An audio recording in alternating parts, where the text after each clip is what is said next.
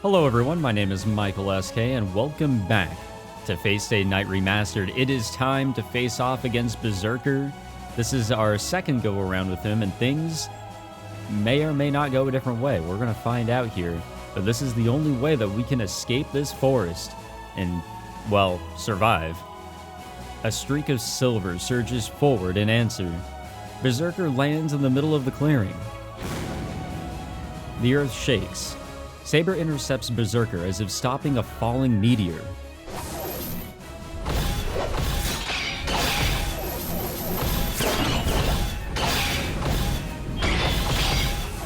I'm just gonna say I know what's going on here, totally. I mean, this helps. It's like watching a mythical battle unfolding in front of me. In a forest shrouded by morning mist, two shadows clash relentlessly. Berserker is simply overwhelming. You can say that again. Berserker's swipes are like whirlwinds, his downward strikes like waterfalls. Even Saber wouldn't survive a direct hit. But Saber deflects his every attack without faltering or hesitating. She swipes aside the barrage of strikes raining on her like a raging storm. To fail would mean being cut down on the spot. To Saber, each of the rapid blows seemed to strike with her opponent's full might.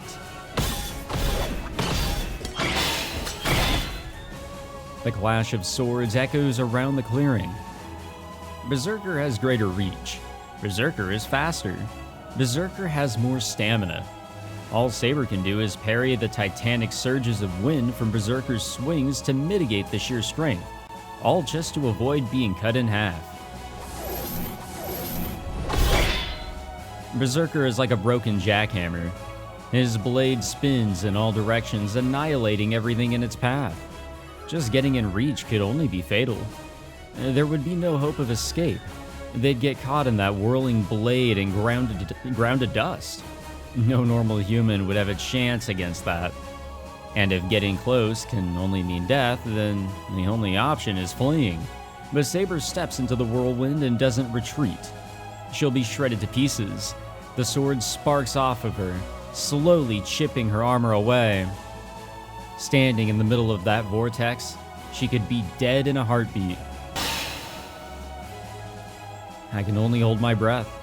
In ancient times, heroes who fought dragons and demonic beasts must have all been like this, like her.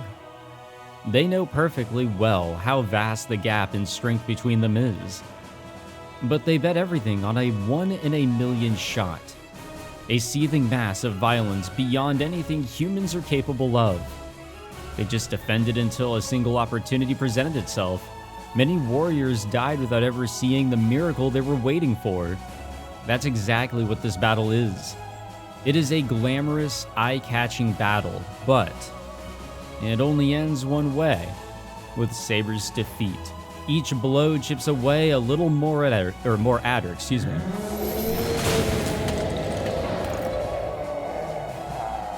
I agree. Berserker's roar shakes the ground. The sheer whirlwind of his frenzy churns up the atmosphere and sends Saber flying as she tries to defend.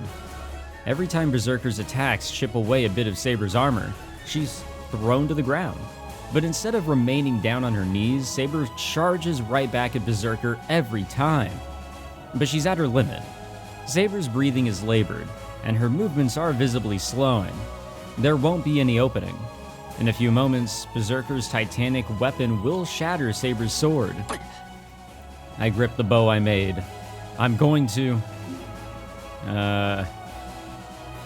Well, we can't question this. I mean, we made it for a reason. We have to try to do something, you know?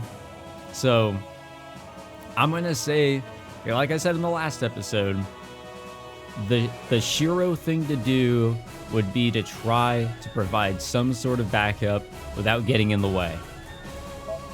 Well, let's see what happens, you know? The moment Saber goes flying, I fire at Berserker. This won't hurt him, but it should at least get his attention.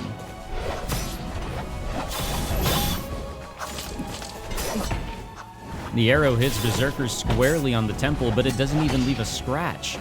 I can't even get his attention. The giant does not block the arrow. He doesn't even seem to care. なんか放っておきなさい。セイバーを殺した後でいくらでも料理できるんだから。 Ilya's laugh echoes through the forest. I wonder, what if this is another case of him needing to do something in his own league? You know, how he went after Shinji, remember, back in the school? I'm thinking, if he goes after Ilya in some sort of way, that might actually get Berserker's attention, but that is risky as fuck. I can't do anything. Saber's about to collapse right in front of me, but I can't do anything. I'm powerless. No matter what I do, I can't hurt Berserker, and I'm just distracting Saber. Now I'm sure we'll be okay. We'll figure something out. A slash. Saber sinks into the ground all the way to her ankles as she parries a massive blow. The parrying blade is swift but heavy. The axe sword strikes down from overhead. The brutally powerful weapon grazes Saber's armor as she dodges, and then tears up the earth itself. My jaw is clenched so hard my teeth could well shatter. Is there really nothing I can do? I can't protect Saber, I can't fight alongside her. There's nothing I can do. All I can do is... Why are we picturing a sword?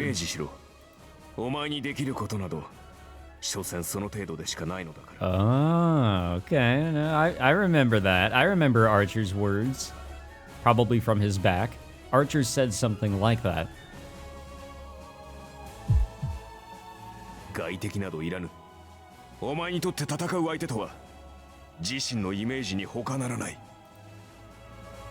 Yeah. What was he saying again? It wasn't one of his typical snide remarks. What he said had weight and importance to it, and I needed to understand. Then again, probably everything he told me was a warning I shouldn't ignore. Saber goes flying. And this time it's not because she leaped away to evade. Berserker hit her this time. That hurricane slash strikes Saber in the side. She stumbles. Coughing violently, she grips her weapon tighter and turns back toward Berserker. And the giant doesn't miss the opening that Saber finally provides. My voice doesn't reach them. Shouting is useless, and trying to use the bow like Archer would be pointless. Don't I understand yet? What can I do? What should these hands of mine be doing? That's right. What do I need to save Saber?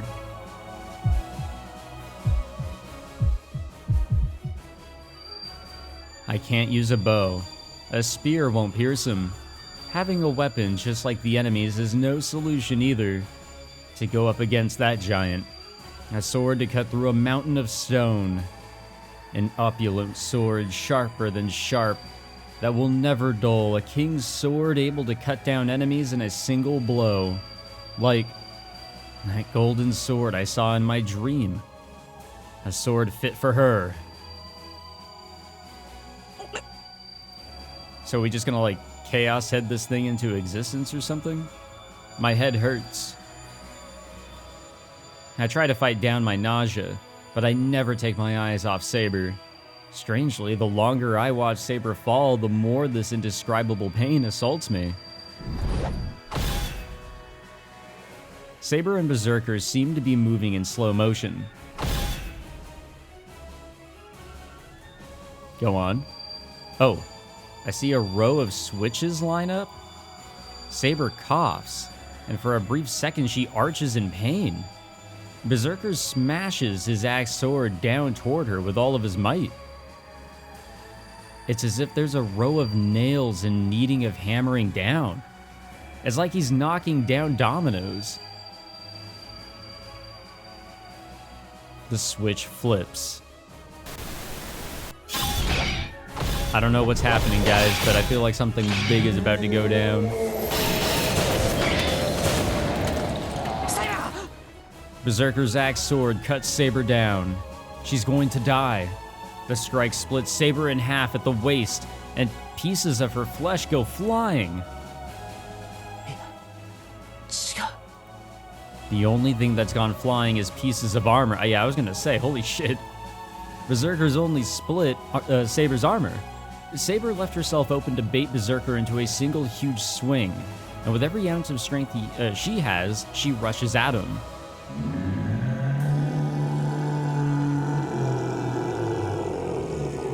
You said it, brother. A black roar rips through the air, but he can't escape now. Saber's right in front of him. She shifts her grip on her sword and darts in closer, and then swings with all of her might.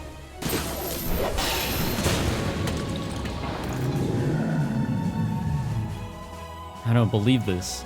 Saber's attack hits home, and the giant, who had seemed so immovable, flies back several meters. And then comes the true attack. Yeah, I don't really know about shouting your like intent to attack. Like that seems to, give you away, but whatever. She must intend to release the attack from as close as possible. Tosuka jumps down from the branch above and throws her jewels at Berserker as she falls.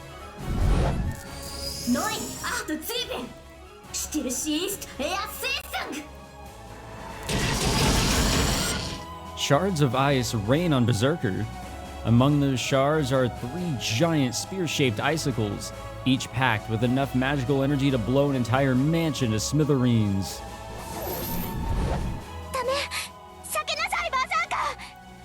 Emiya, quiet until now, suddenly screams at her servant. She must have sensed the danger, but too late. The ice spears aren't falling. They're accelerating toward Berserker. He can't possibly dodge. A 1 in a million opportunity. Saber's desperate attack perfectly coordinated with the ice bullet attacks. It has more than enough magical energy to kill Berserker. However, yeah, of course there's a fucking however.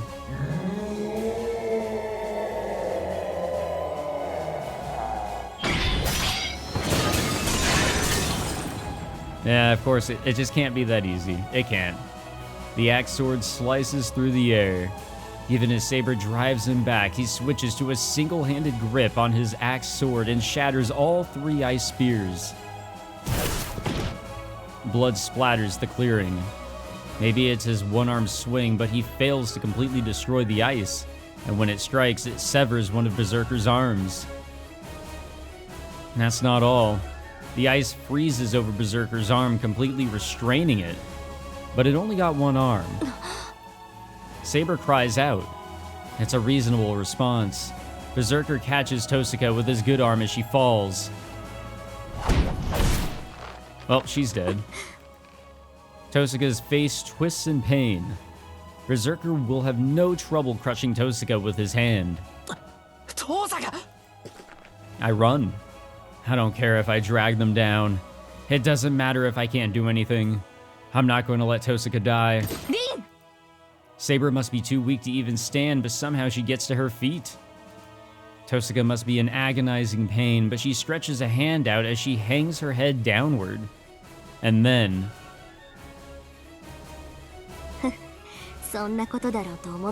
Aw, man, she playing this shit. She grins wickedly.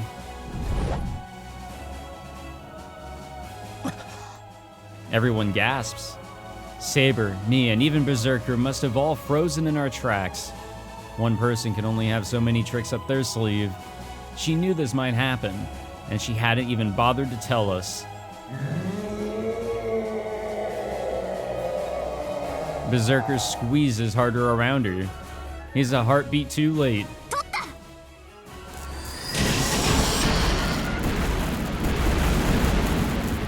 Four bullets of pure light streak toward Berserker. 4 bullets, 4 gems, 4 rapid shots at the most extreme close range. That has to be enough to end the dark mad warrior. Or rather, of course there's an or rather. The attack perfectly, completely snuffs out his life. Oh, you know what? That works. That works. I'll take that. It must have blown Berserker's head clean off. The blood splatter even reaches me, 10 meters from where Berserker stands. There's kind of a lot more than blood in the mess, but I don't think she overdid it. Our opponent was a monster. Berserker would have crushed Tosuka if she hadn't blown his head off. I slow my frantic run. Tosuka is still in Berserker's grip, but the battle's over. Berserker's face is still hidden in a plume of smoke. From that singing sound, it must have been a hell of an It's not over, is it? It's not fucking over. I hear Tosuka's voice. She's looking at the smoke in disbelief.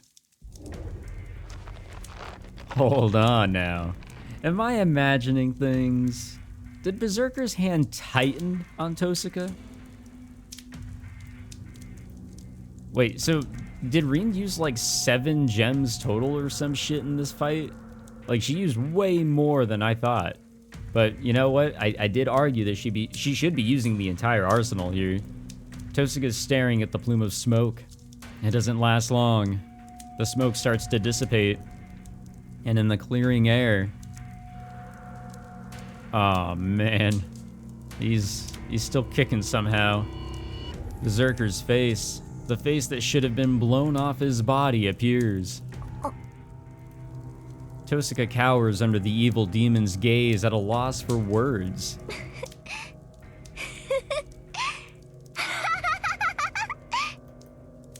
Laughter fills the air. Ilya, who's remained at the far side of the clearing, laughs delightedly. まさか1回だけでもバーサーカーを殺すなんてね。でも残念でした。バーサーカーはそれくらいじゃ消えないんだ。だってね、そいつは12回殺されなくちゃ死ねない体なんだから。What? 12回殺される? She must have figured something out from what Ilya just told her. Tosuka looks aghast, her face twisting in regret. そっか。神明が分かった時点で思い当たるべきだった。ヘラクレスって言ったらヒドラの弓なのに、持ってるのはただの岩だった。だからこいつの宝具は物じゃないんだ。英雄ヘラクレスのシンボルはそう、肉体そのものがヘラクレスの宝具なのよ。Well, I guess I shouldn't be too surprised there.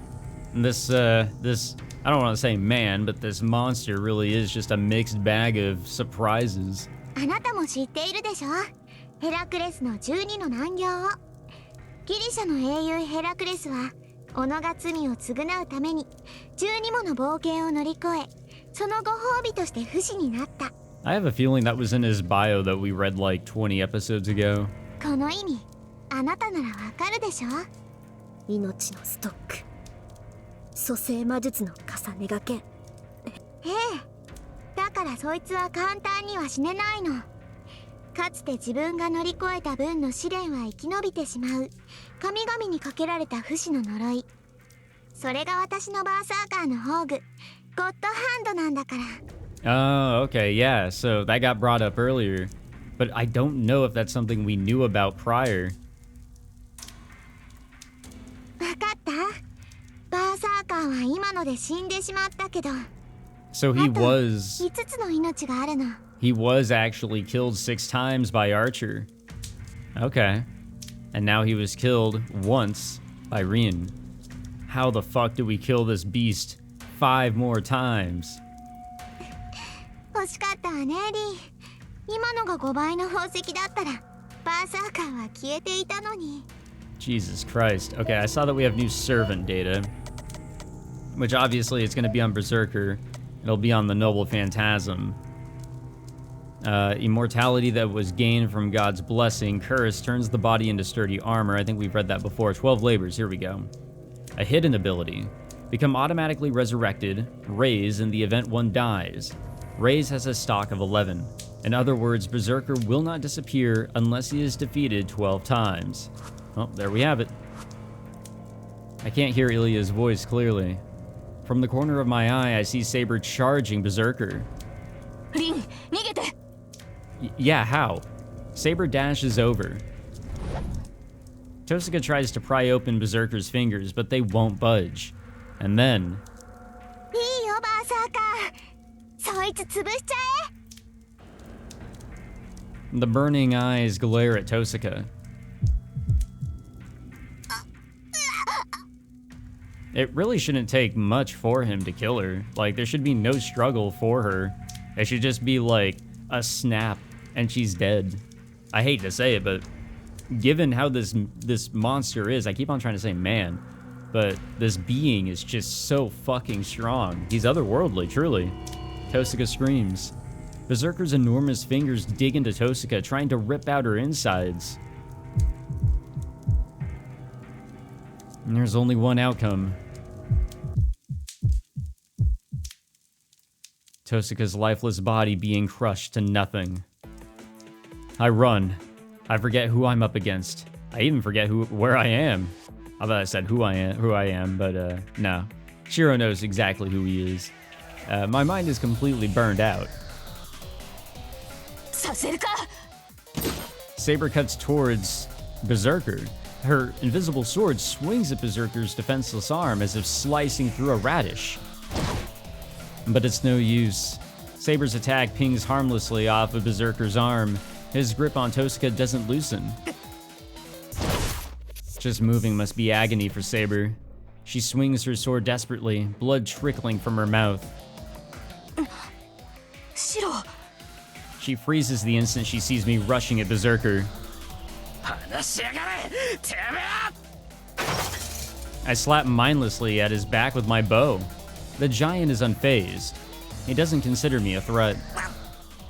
My fingers are getting numb. What the hell is he, if I'm the one going numb from hitting him? Huh? I look up when I hear Saber. In that instant, I go flying through the air like a leaf. I hit the ground and tumble like a bit of stray garbage. Berserker smacked me away with that frozen sword.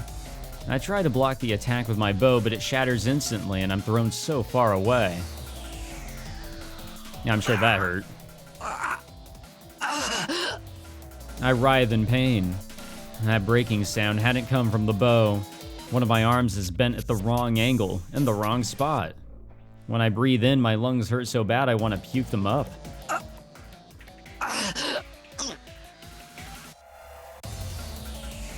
I can't breathe properly with all the blood flooding my mouth. But that doesn't matter. Breathing will just make me pass out. Better that I not breathe. I wake up. Right now I need to get to him. Him. I run. It's my turn.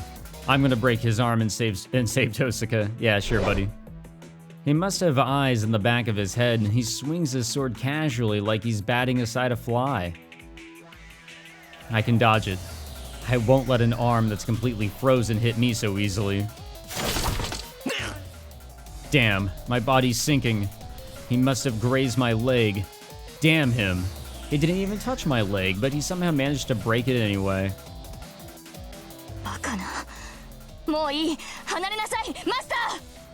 I can't do that. I can't let Tosuka die. What do I need to do to save her? A weapon, a blade would be best. At my feet, broken pieces of the bow. Above me, Berserker's sword swinging right at me. There's no time to think. I let magical energy flow through me.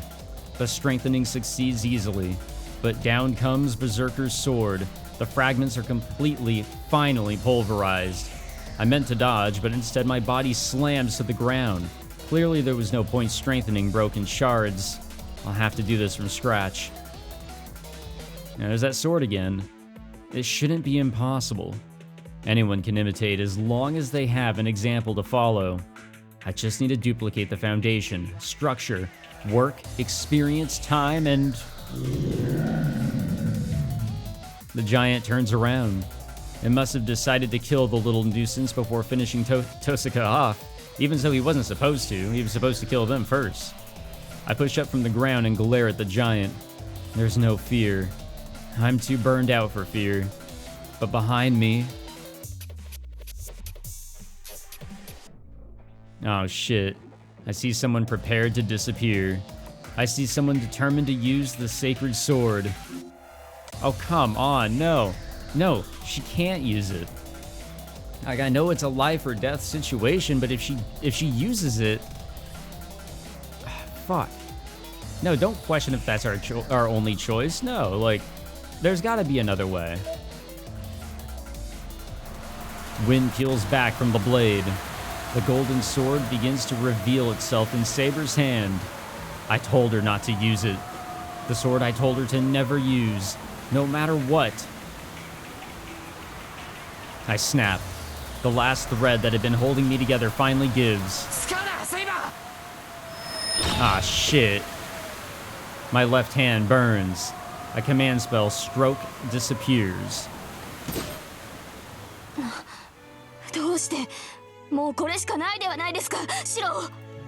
I don't care. To hell with that. All I know is that if she uses it, she'll disappear. You're already on your last legs just from unleashing your sword. You can't use it right now. So just hold on. If you can't use your sword, I'll make one you can use. 現実でかなわない相手なら想像の中で勝て。自身が勝てないのなら勝てるものを幻想しろ。 It's so obvious. It's the only thing I can do. I have to make it. I have to make something that won't lose. I have to imagine the strongest weapon. I have to imagine the ultimate imitation. It has to fool everyone, even me. It shouldn't be that hard.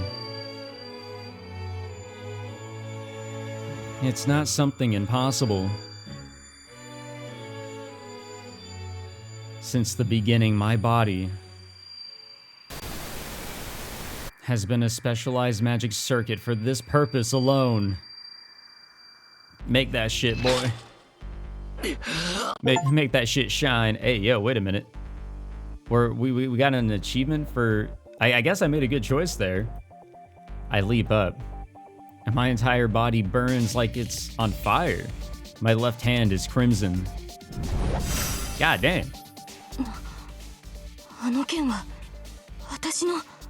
Saber's voice rings with shocked disbelief. She's staring at the weapon in my hands, at the thing that shouldn't exist. The sword seems to have a will of its own. Didn't he, like, break his leg or some shit? Oh my god! The golden blade moves as if it's being drawn to the giant's arm. It slashes at him, tearing through the arm. Tosika falls to the ground along with the arm that had been holding her. The golden sword shatters as if it had been made of glass. My blood begins to flow backward. That's not a good feeling. It doesn't matter. The sword broke. That's impossible. If I imitated that sword, it shouldn't have shattered like that. It shattered because it wasn't sufficient. My image of the sword wasn't enough. Berserker's furious gaze turns toward me. His massive sword swings up at me. This time he's determined to cut me in half. It doesn't matter. Berserker, you're not my enemy right now. I'm only fighting against one person right now. It's ourselves. The last one wasn't perfect.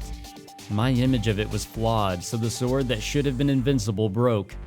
If I'm to duplicate things, I need to work on not just their shape, but also their maker. I hear the others holding their breath. In front of me, I see the axe sword rushing toward me like an oncoming storm, and a half-formed sword ready to block it. In desperation, I try to use the sword to block the incoming blade. But that doesn't matter to me. Right now, I need to finish this blade to make it real. Another mistake. You're not fit for fighting, Shirou Emiya. Your battle is supposed to be a mental one, a fight against your own self. You don't have to remind me.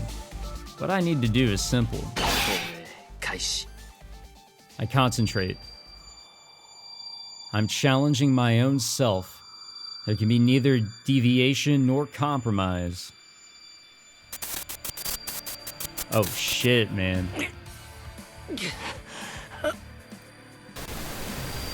Determining creation ideology. Anticipating base essence. Duplicating material structure. Replicating the forger's skill. Resonating with the possessor's experience. Imitating the uncountable years. And surpassing every manufacturing process.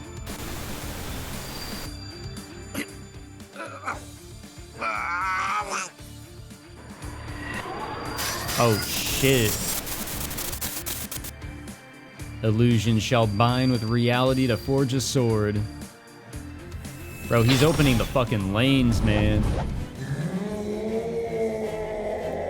The giant roars. My sword deflects the countless gusts assailing me from the enemy's furious attacks. But that's about it. I'm knocked away from him. The moment I come to, the sword leaves everything to me. The attacks I blocked so easily a moment ago now toss me around effortlessly. I can't feel my arms. The skin of my wrists is blistered and red. I'm surprised I can even keep my grip on the sword. My legs do not work. I can only imagine every muscle shredded to ribbons. I can't get up. I made a sword that surpasses Berserker. But that's all. I'm just the one who made it. I can't wield the sword I worked so hard to make. Hand that shit over to Saber. A shadow looms over me. He must know who he has to kill first now. I rush away and Berserker rushes after me like a gust of wind. His enormous sword swings toward me. But it is deflected. In complete disbelief, I realize another hand is closed around my own. Saber to the rescue? The air splits around me. The giant attacks with all of his might, trying to destroy everything around him. But right before that happens... Shirou! She's so close, I can hear her voice over the din. God damn, bro. The fucking duo. If Berserker is a stormfront coming to attack me, Saber is a gale rushing to my side. Saber sprints over to me and twists around, gripping me firmly. Bro, with this blade and Saber, god damn. The rock sword shatters. The golden flash explodes around the giant's axe sword and continues ahead, slicing through Berserker's rock-like body without slowing. Wow. We used a Getsuga Tensho right there. God damn.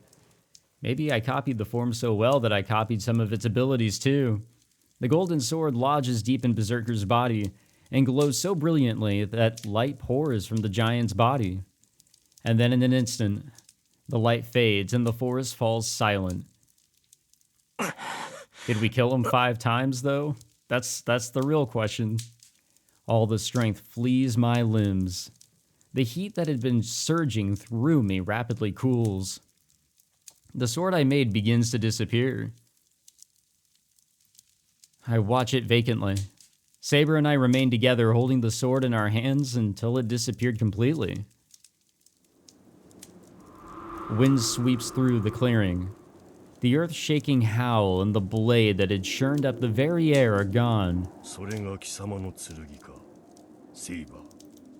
The previously invincible giant, now immobile, looks to the knight who defeated him and speaks in a low, rumbling voice.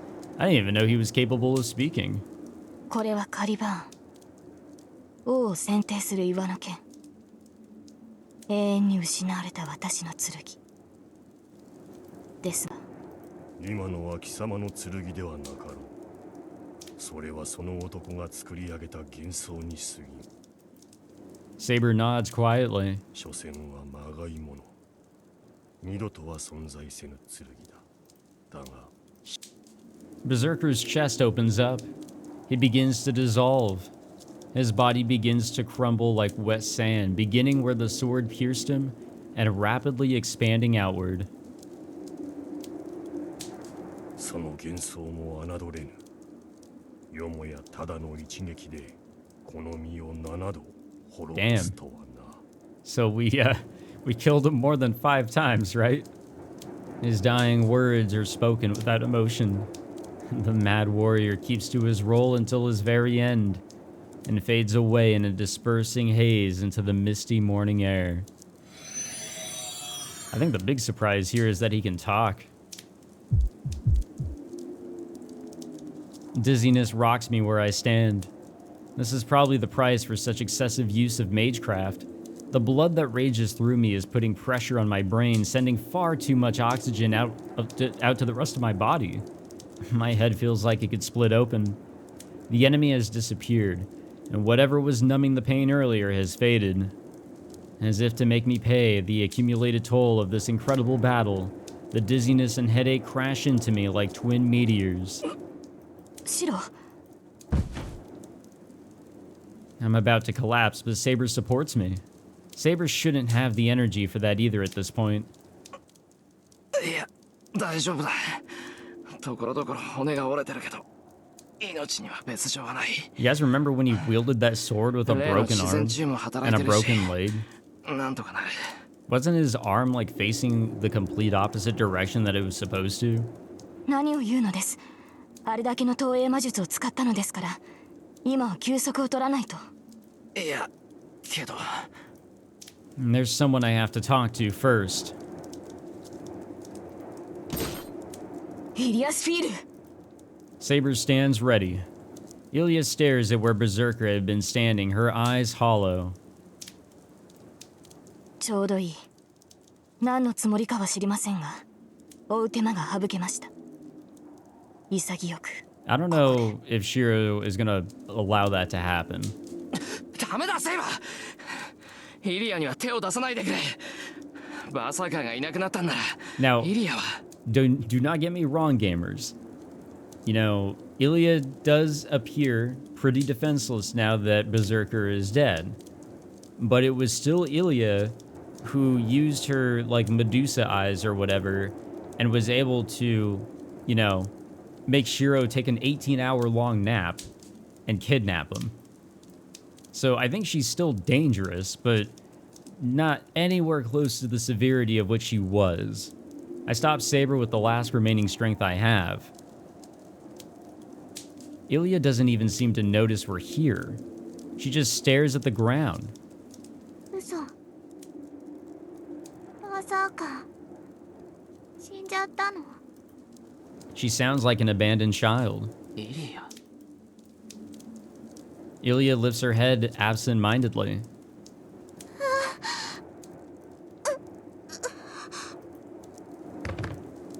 It happens suddenly. Ilya collapses like a puppet with its strings cut. I don't know what happened. I just stare at Ilya where she lies. She's just straight dying or something? And at almost the same moment, Tosika raises her hand. Okay, that's Tosika that's dying over there. She's freed now that Berserker's arm disappeared. Yo. I must have loosened up the moment I learned Tosika was safe. My vision blurs and I can feel my body trying to pass out. I can't show that kind of weakness. We may have defeated Berserker, but we're still in the forest. Weary as we are, we have to force ourselves to get out of the forest. And I look up at the sky as it begins to lighten. The town is a long way away. All my allies are wounded and every single inch of me hurts. And yet morning has come. We survived a night I was prepared not to. After defeating our greatest enemy, we leave the winter forest. I'm surprised I made the right choices back there. I'm very surprised at that. Hell yeah, I'm gonna save the game. I'll save it right there. And I'll probably save over it because, again, I do not trust my temporary setup here. A recording can very much go wrong at any moment. 12 interval level 4? The fuck? That was a long chapter, though. Or at least it really felt like a long chapter. But chapter 11, I think, was like, that was the turning point, I feel, in a lot of ways. I guess you can argue there's been many turning points in multiple chapters, but this was like, for Shirou, where he becomes a truly different person. The sky was still pale gray. Was it dawn or dusk? And it's hard to tell. The vast sky overhead and a wide field stretching out on all sides. The sky seemed close enough to touch. Clouds low enough to grab hold of. And this was one of the battlefields she fought on. But there was no longer any cavalry in her service. The sprawling golden meadow was gone. Instead, unfolding under the dull sky, was the remnant of a battlefield. No emotion. She must have seen this kind of thing almost daily. Her desolate heart was empty. As she leaned against the golden sword, she exhaled deeply and let her shoulders relax. The battle must have ended. After glancing over the bodies of the defeated soldiers, she returned to her camp.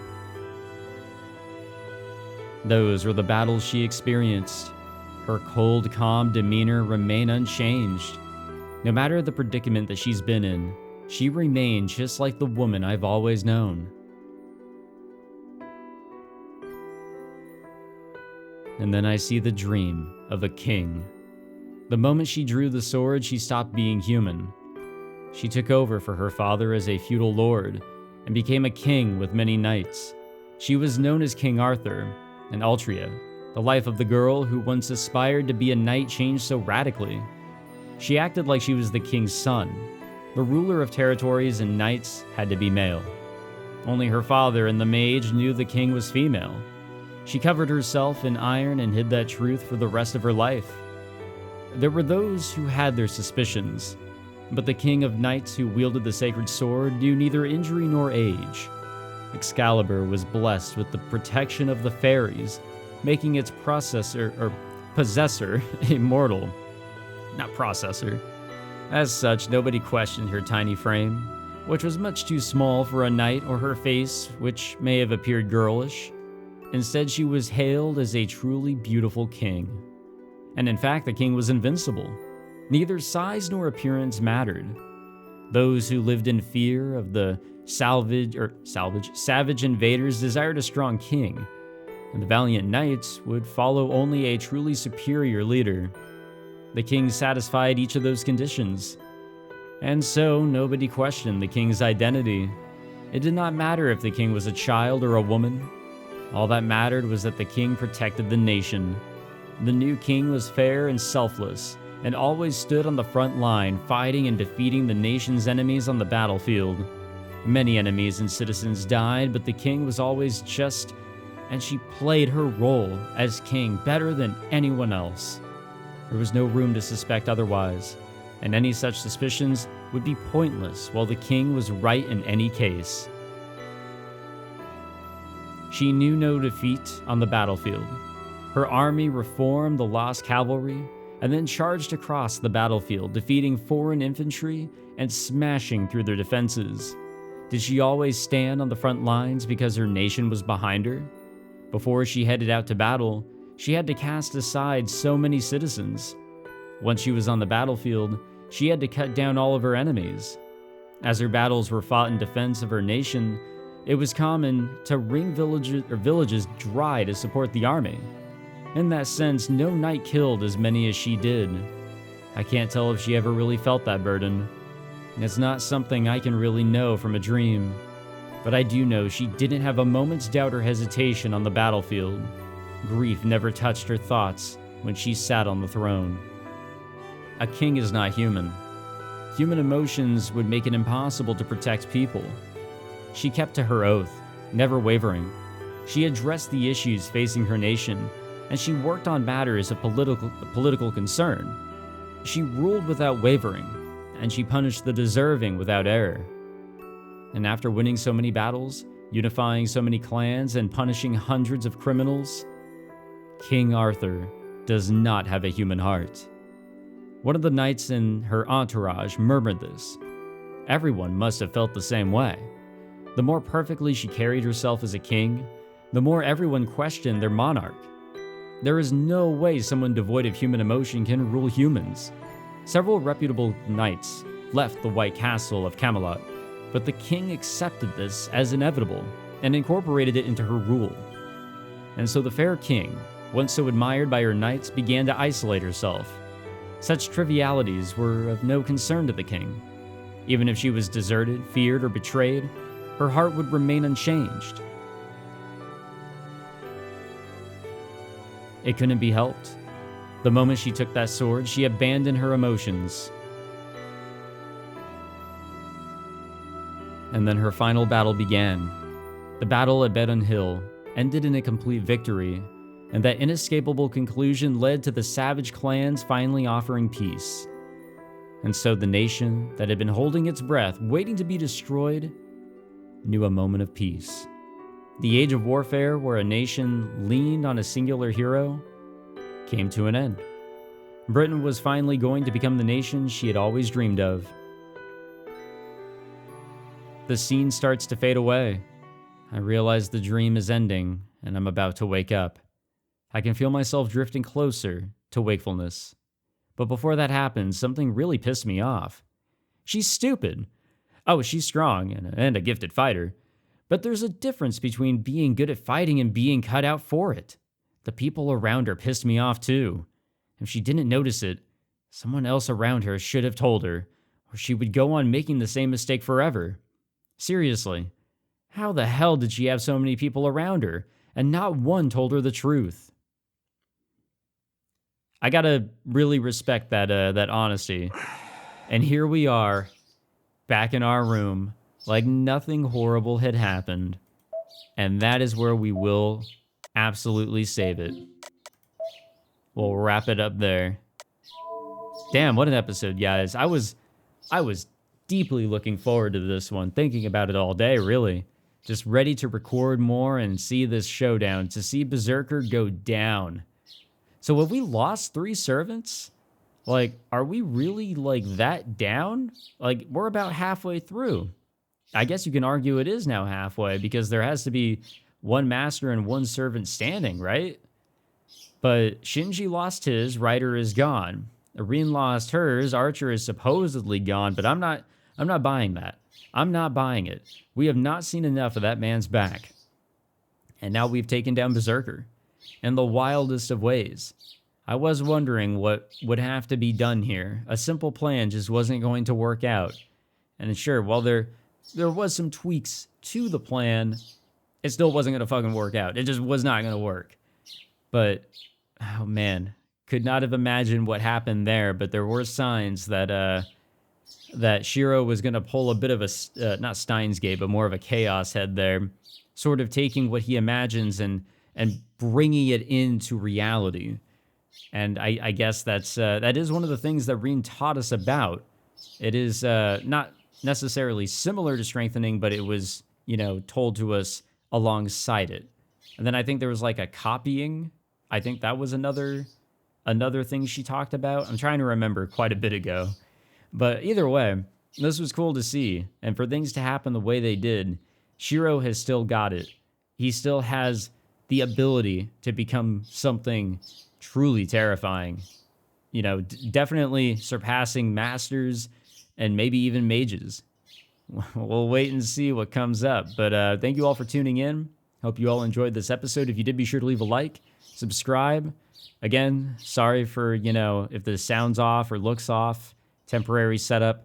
I'll continue to keep you guys in the loop of whenever videos begin to go back to the norm. But until then, take it easy, guys.